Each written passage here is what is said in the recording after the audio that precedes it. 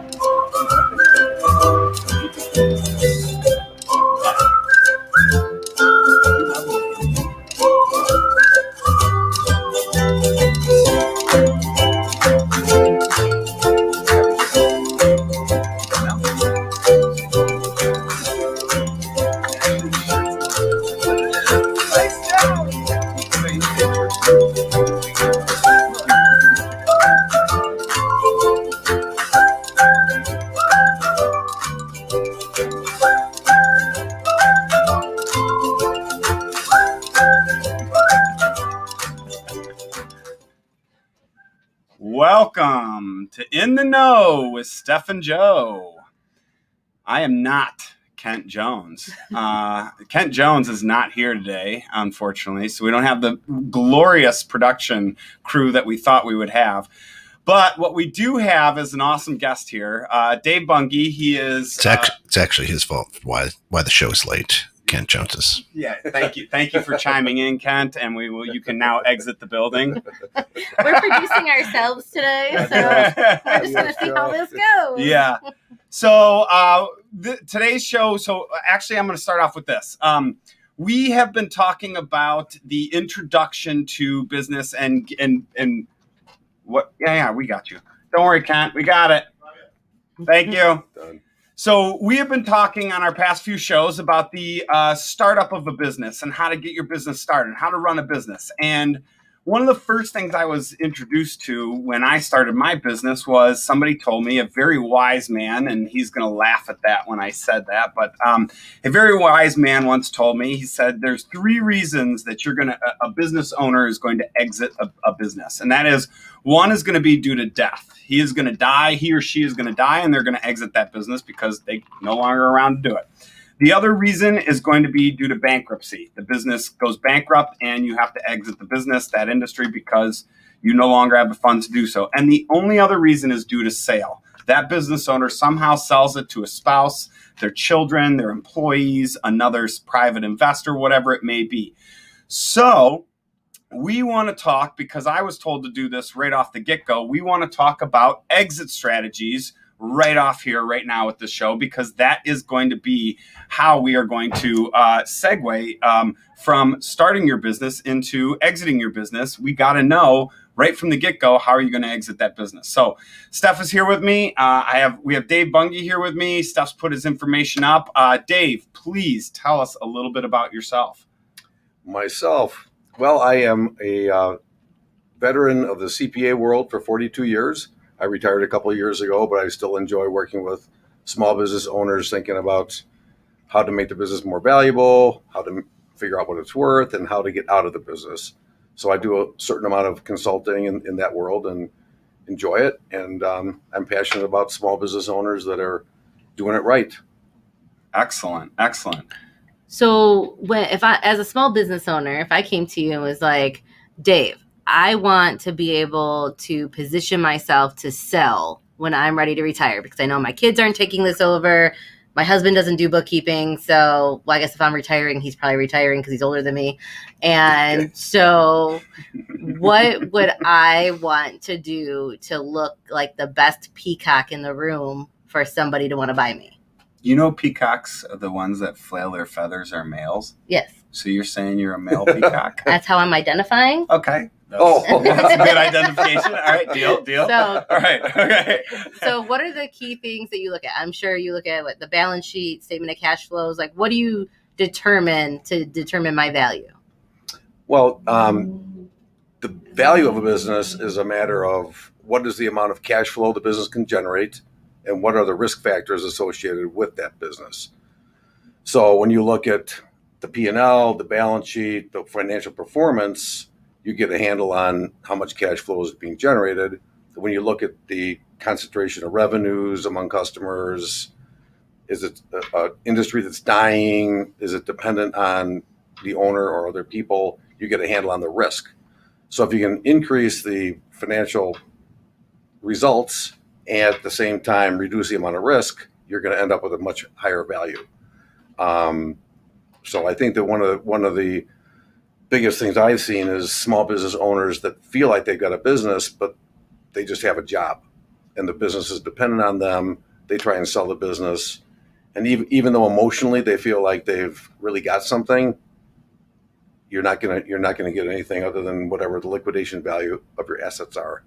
So the key is to develop a business that's going to survive your exit and is positioned to have continued cash flow after the sale, because the buyer wants to have cash flow after the purchase. Mm-hmm. So those are the key factors. When I was at the QuickBooks Connect conference a few years ago before COVID, one of the ladies I was talking to, she sold her bookkeeping firm, and the new owner had a clause in there that for her retention for 3 years. And that the ultimate, so she was paying little chunks along the way, and then the ultimate ending sale value was going to be based upon her percentage of retention after 3 years. Do you think that that's dangerous as a business owner, because you're selling to somebody and you don't, if you bought my business, I know you, but let's say I didn't know you, so how would I know that you're going to take care of my clients the same way that I take care of them? What kind of interview questions should I ask when I'm selling my business? Well, in a case like that, you'd want to, you're going to get more money out of the business if you sell it and you stick around and you do what you can to transfer those relationships to guarantee the ongoing revenues. The buyer is trying to manage his risk. I just talked about cash flow and risk. The buyer wants to reduce his risk. Right. If the risk is you leave and the whole thing falls apart, I'm going to want to lock in whatever magic, Stephanie can contribute to my ongoing success. So the buyer's got a vested interest, and the buyer has a vested interest in seeing the retained revenue because he's paying, for that ongoing revenue stream. The seller wants to maximize his or her purchase value. And so by sticking around, by doing what they can to transfer those relationships, keep that revenue stream strong. So it's a win-win. That's what happened to me. I sold my CPA firm, and it was based on 3 years of retention, and it worked out well because a lot of people stayed with. And not only are you selling your business, but if they're retaining you, they're going to pay you, essentially, if you operate it correctly, they're going to pay you a salary for that time that you are working for them. Yep. And in addition to that revenue for the business itself. Yeah. So it's a win-win thing for the buyer, the seller, and the clients to have that kind of an arrangement. Okay. So with the buying side, now let's see, because Joe said that there's 3 ways that you're going to get out of when you own your business. So let's say you're going to just dissolve it and it dies with you. Then is there things that they could be doing to liquidate to get the most amount? Do I sell my client list, or is it just basically the same thing as selling the business then at that point, if I'm going to let it dissolve? It's probably more the value of your tangible assets, your equipment, your tools, et cetera. The value of the intangible assets, like client base, is going to pretty much be zero when you're gone. If you do recruit a management team and a collection of individuals that are part of your culture, part of your business, part of the reason why people come to you, then you definitely have an intangible asset in the way of, you got a lock on recurring revenue. A machine that's already operating. Right. Yeah. That's why, having documentation on how you do things, having people that are SOPs, right? Exactly. Yep. Having people that are well trained, understand the business, willing to stick around. The buyer may have to have as one of the conditions that certain key employees will stick around. So there's an employee retention thing, maybe some bonus structures for key employees. So key employees are a big thing because you're gone. Yeah. Well, it just sounds like there's a lot of options out there. Like we were discussing in the green room before we went live that, that just because I'm selling my business, that doesn't mean that I necessarily have to sell my building or I have to sell my patent, or there's certain like little items that I could still keep and have a small revenue stream to supplement my income temporarily. I knew a plumber in the area that was around here that moved to Tennessee, and they decided to sell their phone number and their client list, but kept their van and took their van and their tools and went down to Tennessee and started another plumbing company down there. But they could easily sell the business up here, what was there. Yeah. Well, there's two ways to sell a business. One would be a stock sale, which is highly unusual for small business owners. And the other one is an asset sale. Mm-hmm. If you own a business, your business consists of many assets. Some of them are integral to the operation. Some of them are could be separated from the operational part, a royalty, a building. So you can actually sell the ongoing revenue stream and the production and the margins and everything that comes out of that, and hold on to the building. You could have a lease. The buyer would then enter into a lease with you as the real estate owner. Maybe down the road, 5 years, there's an option for them to buy that building that you're now renting to them. So it's a good way to continue to have recurring revenue as a seller, and to test the waters with the buyer. And maybe the buyer's got. Isn't Sears one of like the biggest examples of that? Because they had they just sold. They actually just closed down their last location in Illinois, I think I heard, and they filed bankruptcy. But they own the real estate. Right? They are a huge real estate mogul, and so all they would do as they were closing down their stores, because they owned all their stores, was just rent them out. So they're still.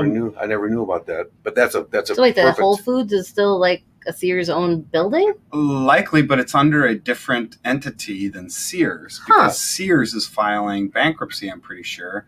I don't know. And again, I'm the operations guy. You two are the books guy. So I'm over my head. But I'm pretty sure that's how Sears operated and stayed in business this long. One was kind of feeding the other, and it was the real estate market of Sears is massive. Because they owned all their business, their buildings, and then once they closed down, they just turn around and rent them out to others. So very interesting. So do you? I know Joe and I touched on this, I think last show or maybe, but partnership agreements. Do you? So, I mean, like Joe and I are both in partnership agreements with our spouses, so it's kind of is what it is. But if Joe and I, mine owns more. You won't own business. It is fancy that, right?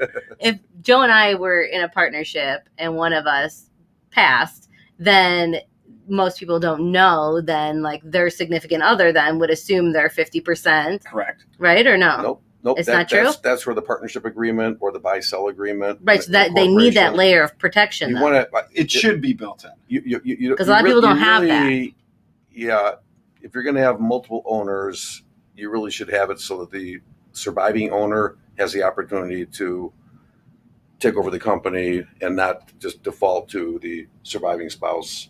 But that's what happens if you don't have papers in place. Right. If you don't. Yeah. Mm-hmm. Correct. Yeah. So, that's definitely. So you better like their spouse. Business setup 101. If there's more than one owner, you want to have that. Totally. Yeah. Unless your spouse is your partner. Yeah. Sometimes the spouse is the partner and they have certain responsibilities. I'm raising my hand for anybody not watching on camera. Yeah. Oh, my mom says hi. Hi, Mom. My mom's listening. Hi, Mom. His partner, his wife, is the reason why they're successful. I mean, she is it. I mean, she is phenomenal. That's the best partner to have. That's it. Like, listen, we Steph and I both know that we get it. Like, our partners in our business are our spouses, and if that's the case, you're going home talking business. You're walking out talking business. You're going to dinner.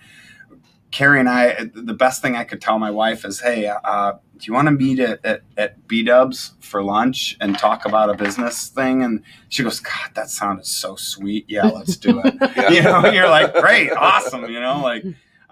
There's a lot to having your partner be your business partner. your spouse. But yeah, Well, but you have to still have boundaries too. totally. I've seen people who just can't get away from talking business. And that's where I think that if you don't have a healthy relationship going into business, prior to business, that's where you find those things get, I don't know what you say. Exaggerated. Yeah, exaggerated, blown up, whatever you want to say, under the microscope. Yeah. Right? Like there's the little things that if you're not comfortable with the little things, then those get just blown up when you become full-time business partners. Yeah, absolutely. Yeah. We're on, if me and my husband, we go on like a real date, like a husband-wife date, no shop talk. But if we're like at breakfast, it's kind of open season. Yeah. So you have to specify before we go. Yeah. But yeah. My wife and I will always talk a little bit of business here and there, but it's funny because we have, she might not like me because I'm going to say this. We have what's called OTMs, owner tub meetings. And so we talk business in the bathtub. Funny business or? No, business.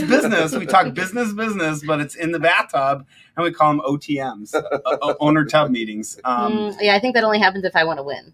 Whatever I'm presenting, if I want to win. Okay. Fair enough. So that's fair enough. We never went at it from the win or lose perspective. We just went at it from we have something we need to talk about, and I need to take a bath. It's an OTM time. Yeah. But that's funny because the spouses have a different relationship than normal business partners, and it's a very interesting dynamic that you can work. There's several other elements to your partner agreement and buy, sell, and that sort of thing, is having a real clear understanding of roles and responsibilities and performance metrics. And so you're not stepping on each other's toes. You're not assuming the other one's doing something. So I think communication among partners is really important.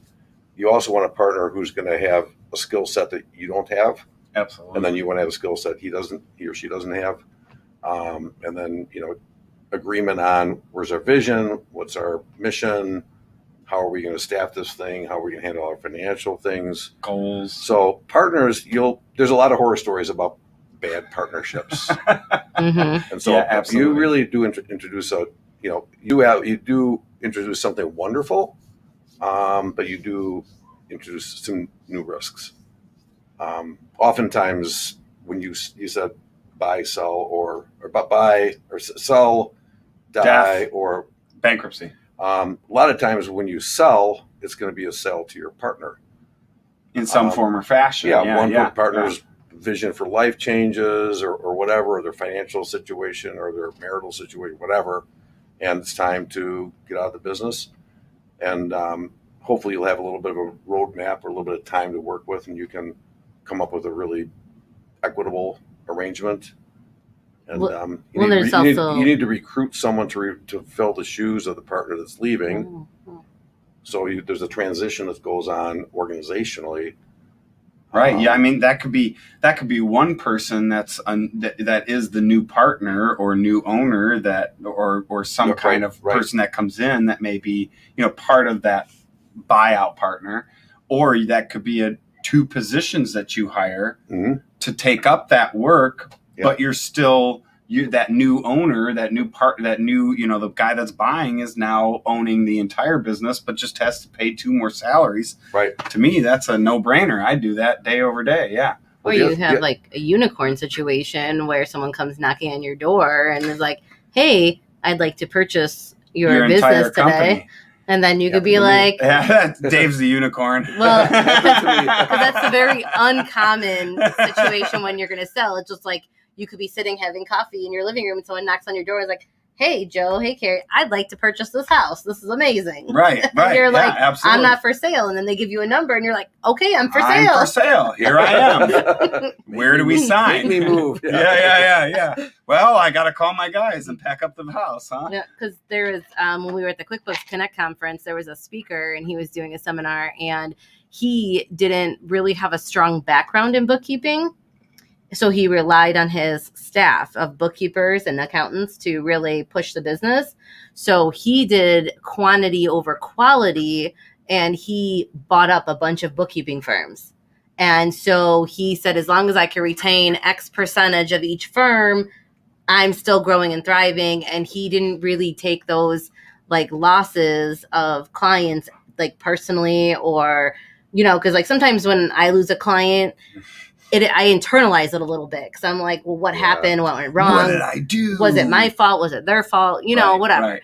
And the longer I've been in business, the more, you know, I've kind of come to realize like there's just certain things with whatever. Moving on. Yeah, exactly. Right. So it's not as big of a deal, but he just basically didn't have a bookkeeping background and he just had a lot of money and he just bought up business upon business. It's recurring revenue. National. He knows business, right? Like he knows how to. It's recurring revenue. Yeah.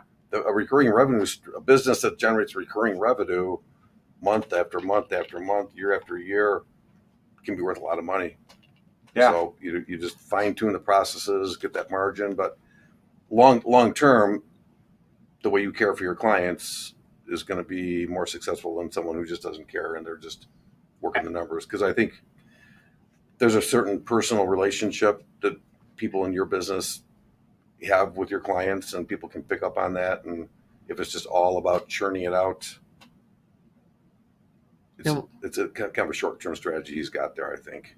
Yeah, because he was one of the guest speakers for the seminar.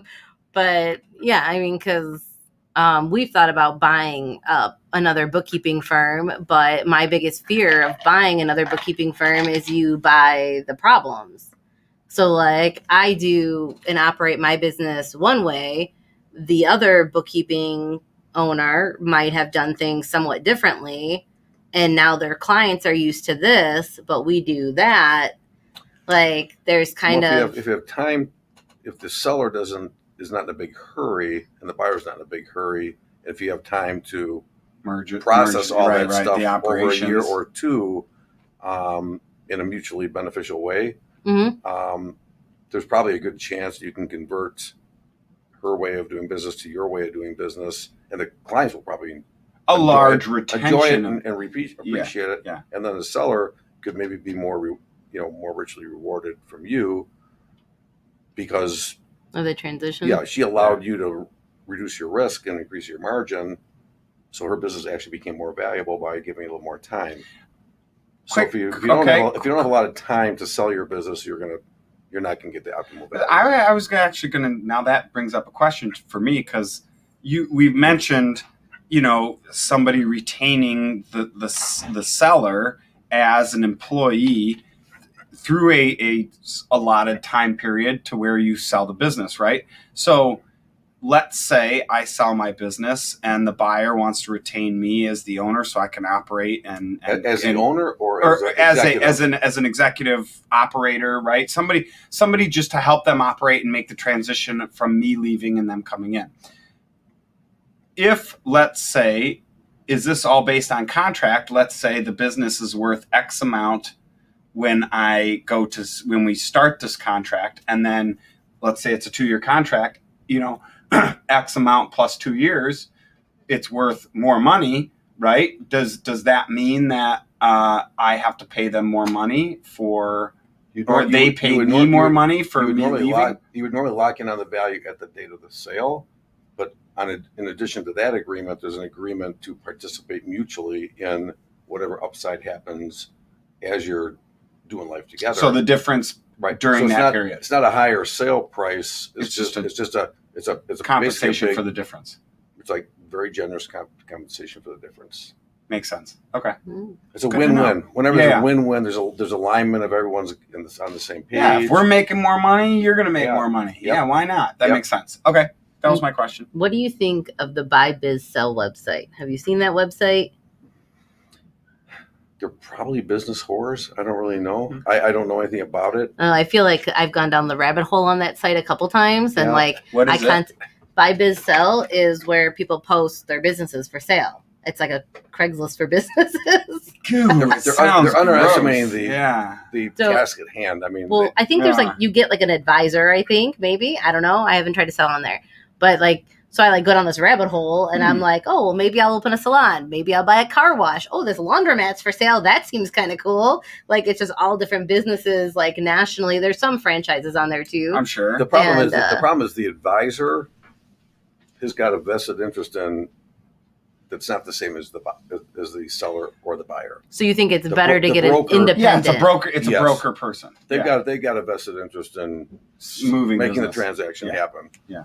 I think you want someone independent who can ask the hard questions, who can do some due diligence for you, who can help you to understand a full third party. The three or four things you need to really be mindful of and make sure that they're in place. Yeah, you're really dealing with. But the broker's going to. They're not motivated to advise you. They're motivated to sell. So I'm only speculating. I really don't know about that website. Well, I just know that you could go, like you could spend like hours on there because it's like national, and then you're like clicking on all these things. The next thing you know, you're looking at businesses. Were you business shopping? It was like window shopping for businesses. Yes. At like 2:00 in the morning, I'm like, oh, let's just go down this rabbit hole. I want to buy. I want to buy something. Well, because I was looking at this. A 7-Eleven. Well, they had like a accounting firm in Hawaii that was for sale. And the CPA was willing to stay on for a year and a half. But the problem is that everybody knows out there that I don't do taxes yet. So if I bought this firm, it was a pretty reasonable price, in my opinion. I don't know. So you wouldn't know until you dug a little deeper. So there's the CPA services and payroll. That's all they did. So they didn't do bookkeeping. So by me buying it, I would add a whole new world of services into that business. But in a year and a half, either I get my CPA or I hire a CPA. Or you hire a CPA. Or he's got a CPA or you staff. He was a one-man band. Yeah, he may have a hard time. Or then you drop your CPA thing and just work the entire year to shift to strictly bookkeeping.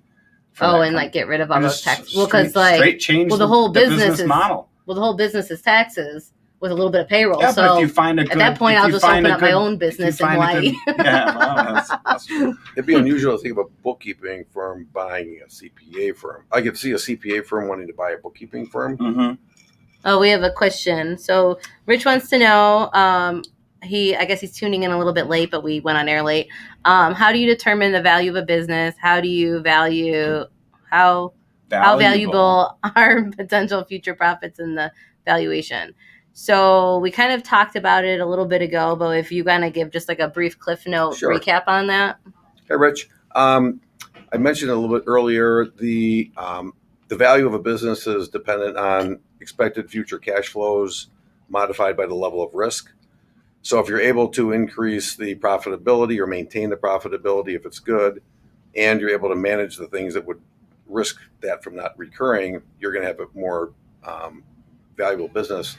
So the valuation of a business is dependent on recent historical performance, and then a little bit of a deep dive into why did it perform that way, and then an assessment of going forward after the transaction takes place, how likely is the buyer going to be able to continue to have those cash flows in place. So it's based on profitability. It's also based on concentration of revenues among customers, your dependence on certain employees, including the owner.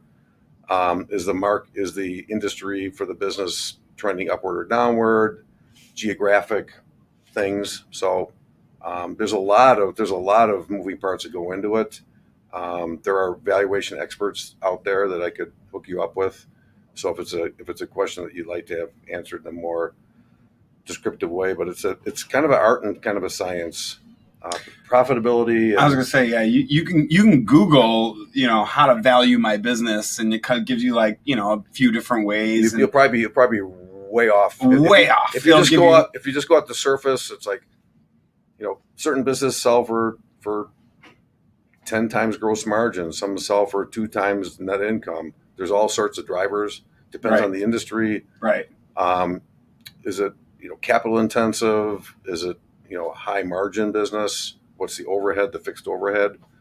So it's kind of we had a shareholder buy into our business at one point, and I reached out to Dave and said, dude, we've Googled a couple things to try and figure it out. We're trying to figure this out, that out, and I don't know. And he goes, well, let's sit down and let me ask you a couple questions. And we figured out a rough number. We didn't need something exact at that point because we're not selling the entire business for a writable check. It was just more kind of settling on a percentage at that point. But yeah, that's it. It's kind of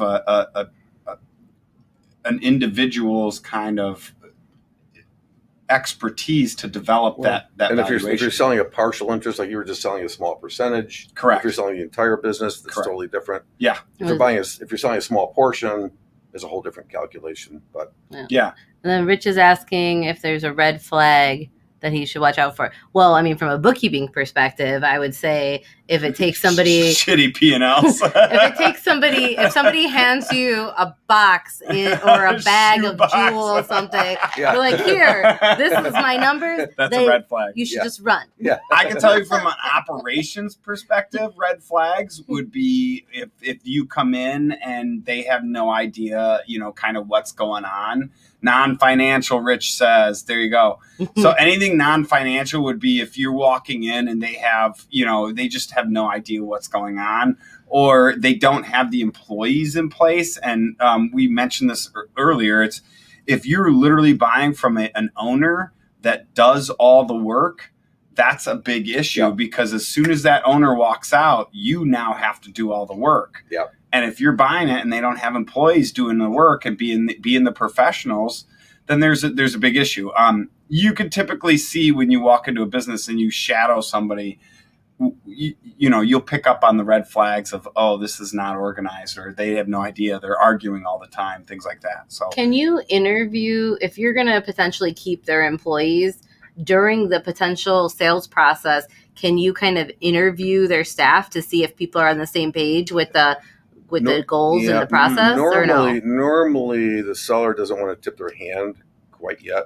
Mm-hmm. The employees really don't want the employees to know until the very, very, very end. Mm-hmm. You could look at their employment record and how long they've been around and what do you know about their personal situation. Often if the buyer is, a reasonable person, they're collaborative, they listen well, they got emotional intelligence, they're going to, take care of the employee financially.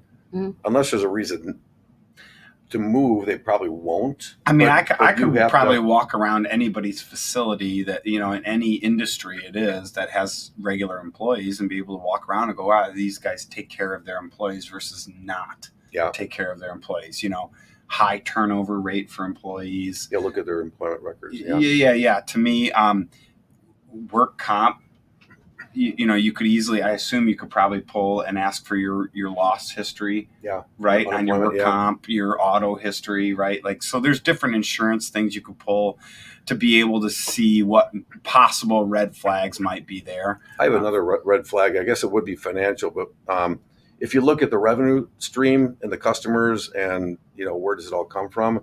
If they're dependent on one customer, that's a big one. Yeah. 50% of their business is with one customer. You've got a real red flag there. All their egg is in one basket. Yeah.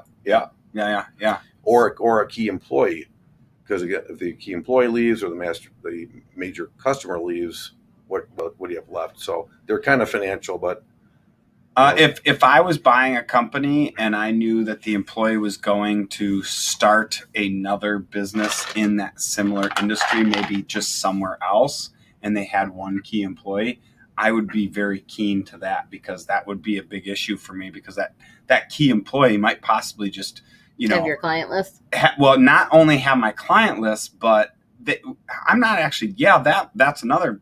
There's another red flag. But what I was more thinking was that they may sell that business with that key employee as a pawn in the sale. And then as soon as that sale goes through, that key employee can up and move and leave you, right? And go work for somebody else because that key employee may not be part of the actual negotiation for duration.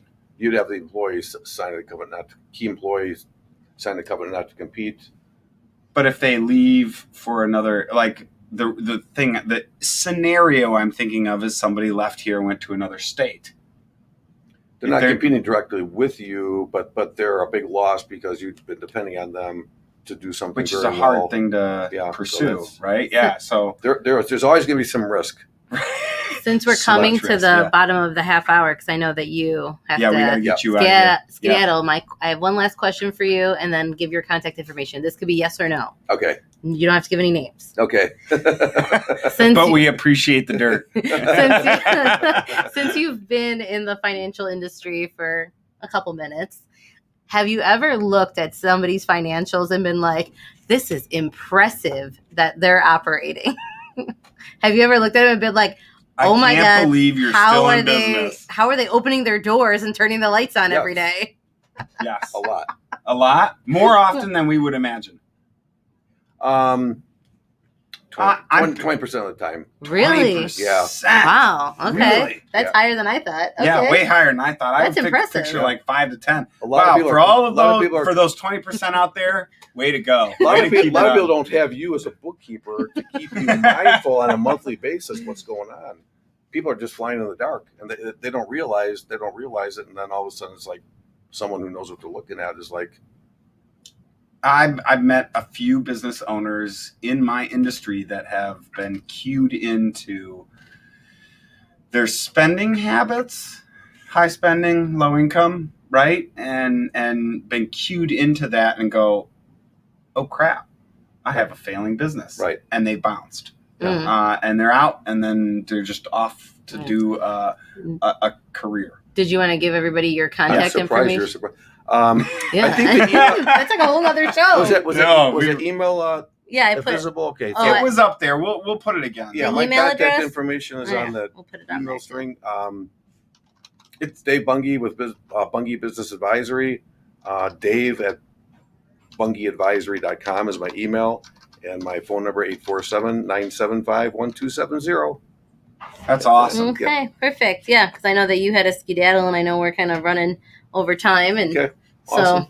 Thank you so much for coming. Appreciate you coming by. Yeah, Thank man. You. Thanks. Thank you, Dave. Have a good one. Good luck with your exits. Take it easy, Dave. Thank you, sir. Yep. So I guess we'll wrap up as amen. well. So I guess I'll ask you, and then you give your contact information.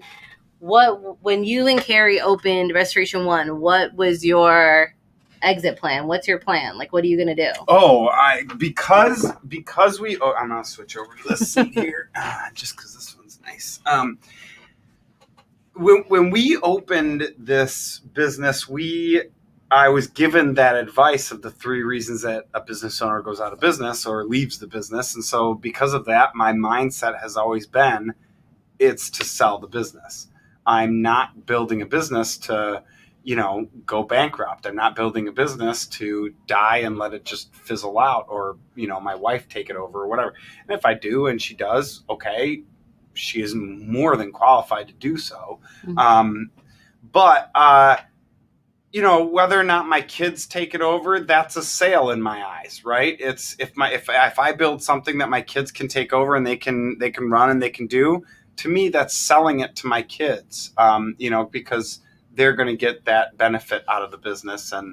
And so it's always been a sale. I'm always starting it to sell it. But when is always a question. So right? the tough question I've gotten before is, what happens if you have the business with the intent to sell and you want to give your kids first dibs, but you as a business owner don't feel like they're ready or able to take it over? Would you sell it to a unknown person? Yeah, absolutely. Actually, what I really want to do, and my wife and I have talked about this a couple times, is I think we more want to go employee sale, right? Have our employees purchase it, because by the time we get to a point where it is of worth something, we have a good employee retention. So I feel that our employees are going to be the ones who have built this, and they're going to be the ones that want to own it. So I would say employees. You? For me, for sale? Are you? I mean, and Rich own it. You have an employee or two, right? right? Right. Yeah. I mean, we Yeah. still have a lot of growing to do, in my opinion, before we determine on who we're going to sell it to. But yes, ultimately, I would like somebody internal to take it over because they already have those built-in relationships, and that Exactly. retention is going to be easy. So my Yeah. exit should be easy into the Yes, shadows. right. If it's somebody off the street, that's just that much more work from what Dave was saying, to make it mutually beneficial for everybody. Correct. Like, I feel like when I'm done, I'm done. I don't want to have to stay on another 6 to 9 months to help this transition, but I will, because I mean, we do love our clients, but it's just, and to me, that's exactly it. Is like, for me, it's I want to be able to build this business to where we can say, hey, anybody want to come in and buy it? Great. We have, we have salespeople, we have technicians that do the work, we have all the things we need in place. You need to come in and own it, drive it, and just be the owner in the office, right? To operate that business. And if we can build that, that's a sellable business. Yeah. That's a great business to build, right? But most tradespeople don't really think about it like that, because they think, and I'm generalizing a lot here, but most tradespeople come out of a larger company and go, I can run my own business doing electrical. I can run my own business doing plumbing, right? So they come out, they start their own business, but they don't know the bookkeeping. Right. They don't know marketing. Or they don't know about insurance. They don't know insurance. They don't know everything. They know everything to do with the business that they're doing, i.e. plumbing, electrical, HVAC, whatever it may be, but they have no idea how to run a business. Right. And that is a big issue, because now you're only operating in your business and you're not operating on your business. That's a big key term or key phrase that a lot of people say. So to me, it's more about, getting out there and owning and running your business and hiring the people to do those things that you need done, rather than doing them yourself. Yeah, I know I can do everything myself in my business, but that's not what's going to be most efficient. Most efficient is me making sure everybody's doing that, and them doing it. Yeah. So I guess we better sign off before the actual producers come back, because we're a little over time. Wait, are we over time? Yeah, there's the timer right there. Oh, we're a little over time. Well, it doesn't matter. They were late for us. We get an extra 25 minutes. So we're 12 minutes over our 30-minute time slot, which means that we get an extra 13 minutes. So Kent and Pete, just so you know, we have an extra 13 minutes chalked up. For the next show. So we're going over. Why don't you tell everybody how to get a hold of you? Or get a hold of Carrie. That's it. Or Christine. That's it. Or Kelly. Not or me, whoever. not me. Everybody but you at the business. Restoration One is the company. We will handle all your water, fire, smoke, mold, anything that a cleaning service will not clean because it's too disgusting and gross. Trauma. We do board up. We do not like to rebuild. Please give us a call 24/7. We will pick up the phone. We will come out there. We give free estimates. It is 847-264-4664. And I'm Steph with Steph's Books, and you can reach us at 847-942-3004, or come to the Tanyan Towers in McHenry. Our office is 1400 South State Route 31 in McHenry, Suite 207, or email me at Steph's Books. But please feel free to reach out with any additional questions that you guys have with regards to exit strategies and options. Dave will be a wonderful resource for you guys on that. Absolutely. He is an amazing guy. He's helped me a ton. We really like Dave. And we started late, so we didn't get to cheers. So I guess we'll cheers on the exit. Now. There it is. Cheers. All right. I guess have a good weekend, everyone. Yes. Enjoy your weekend. Oh, what are we doing next show? Just because I'm dragging out this extra time we got because the producers aren't here. So next show, we can, I guess, go the route of either employees, operations, or marketing. Employees, operations, or marketing. I would say let's go employees, operations. I would say let's go marketing. Because when you start your business, and we've talked about starting businesses, when you start your business, you need to get the hopper full, right? We're talking about the machine. So your widgets. Wait, should I do it again? But they can't see. That's his hopper machine working. That's my hopper machine running with the widgets in it. So, I think that's a good one, is to talk marketing, because we haven't talked enough marketing, and every business should be 24/7 about marketing. So let's talk marketing next time. Okay. So what is it? October 1st? 3rd? 3rd? No. Let's double check that. Is it the 1st or the 3rd? We don't know what day it is, but that first Friday in October, today. We're going to start a few segments on marketing. So we'll do some SEO, some website stuff, some paid ads, some pay-per-click, some whatever. The 1st, you're right. Okay. It's the 1st. So October 1st, 3:30, we're going to be talking marketing. Hopefully 3:30, as long as our producers are here on time. But we're running overtime, I promise, on October 1st. All right. So I guess have a good weekend, and we'll see you guys October 1st. Thanks. Thank you. Bye. Bye.